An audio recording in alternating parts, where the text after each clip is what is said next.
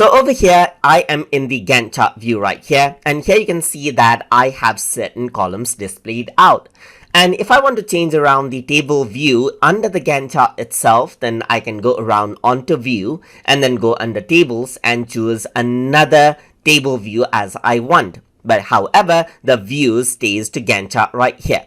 I can go around over here and under the task tab, I can expand this, and let's say I'm going to go around and see the task uses table right here.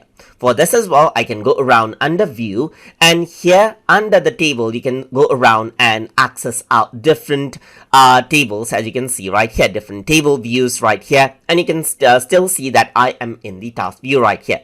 So now, let's say I just want to go around and then hide out some of the columns and save out my own table view as well.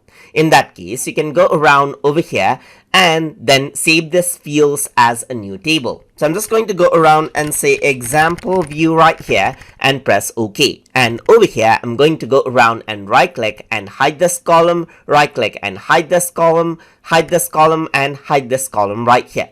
Under the task uses, you can see that I'm still in the task uses view itself. So the view, the main view has not changed, but under the table, you can see that I am in the example view.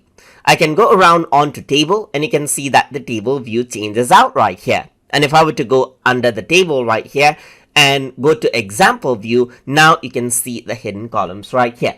And that is how you can go around and save out different tables so that you can change out like what columns you see in a particular view, and you can change it as per you like, just like this. So I hope you guys learned something as always. And as always, please like, comment, share, and subscribe.